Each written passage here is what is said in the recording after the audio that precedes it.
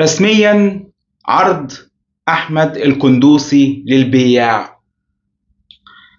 كل الشواهد كانت بتقول كده. طلعت قلت يا جماعة كلام أحمد القندوسي معظمه فيه كذب، كلام أحمد القندوسي معظمه فيه حاجات غلط، أنت كذاب، أنت بتاخد فلوس، أنت لجان. أنا ولا كذاب ولا باخد فلوس، وطلع كلامي كله صح. أنا مجرد زي ما انت بتيجي تلعب مع صاحبك كده، او ما تيجي مثلا تشوف ابو تريكه، او ما تيجي تشوف اي لعيب بيلعب، انت بتتوقع ابو تريكه ده هيلعب ازاي.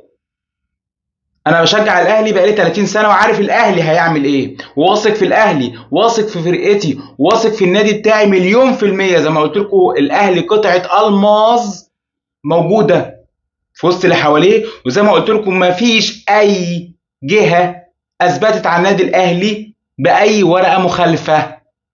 إذا اللي هيقوله الأهلي أمين، لأنه من أكبر المؤسسات اللي موجودة في الوطن العربي نظافة للإيد. وكلامي موجه لكل الأهلاوية، خليك واثق في فرقتك.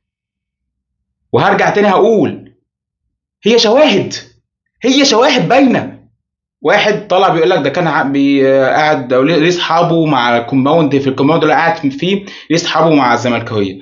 والتاني جاي بيقول لك ده هو فعلا ليه اصحاب مع الزملكاويه، قاعد معاهم ولعيبه قاعد معاهم واقنعوه ان هو يعمل اي حوار عشان يمشي، عشان الاهلي يبيعه عشان يروح الزمالك. ها، بكذب؟ اهو الاهلي بيع اهو وهيروح الزمالك. برضه انا كذاب؟ انا ما بفهمش صح كده؟ طالع مخصوص عشان اثبت لكم نظافه وشرف كل ايد بتمسك اداره في النادي الاهلي. ما حدش بيمسك منصب في النادي الاهلي الا ما بيتعمل عليه بصوا فلتره كده. ليه؟ لان النادي الاهلي مش هقول لكم بقى اكبر قلعه، النادي الاهلي اقوى وانظف مؤسسه موجوده تاني زي ما قلت في اول فيديو في الوطن العربي كله. سمسره، فساد، انت حراميه، ايه يا عم؟ ايه يا عم؟ وكرهك لاحمد لامير توفيق عشان خاطر عنده مشاكل في التعاقدات هتخليك تجري من غير ما تشوف. انت كاهلاوي بتجري من غير ما تشوف، مش شايف حاجه انت قدامك، بتجري على سمعته، بتاذي حد موظف في النادي الاهلي وسمعه اسم امير توفيق من سمعه النادي الاهلي.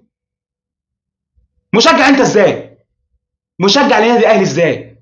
اتقبل اي كلام من المنافس، لكن انت لا، انت اهلاوي والبروفايل بتاعك مكتوب عليه بتشجع الاهلي، تخش تشتمني، تخش اللي تشتم ناديك وتقول لي لجان؟ لجان ايه؟ لجان ايه؟ حصريا ورسميا احمد قندوسي للبيع. وطلع رئيس وفاق الصيف دلوقتي مع شوبير في قناه النادي الاهلي وقال من نص من اقوى ومن انظف ومن احترافيه لاعلى مستوى، وكان التعامل مباشرة ما بين إدارة النادي الأهلي وإدارة النادي وفاق الصيف، وكان الوسيط أمير توفيق. أنت مش كنت ضد حميدو وضد أمير توفيق؟ ضده. ضده فين؟ في الصفقات وفي التأخير وي وي وي، لكن سمعة لأ.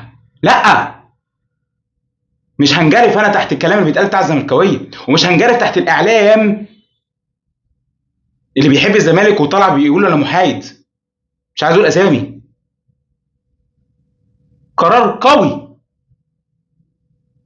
بيطلع من إدارة قوية شريفة نظافة الإيد. بطبل.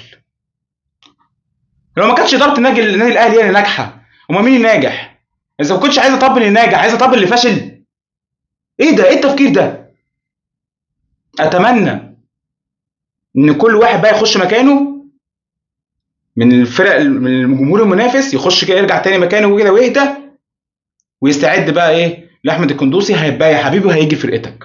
بالنسبة لجمهور النادي الأهلي اللي كان بيشك في سمعة ونظافة إيد أمير توفيق وسمعة ونظافة اسم النادي الأهلي، راجع نفسك، راجع نفسك. يلا في فيديو تاني هعمله لأحمد شوبير، أراك ضاحكا.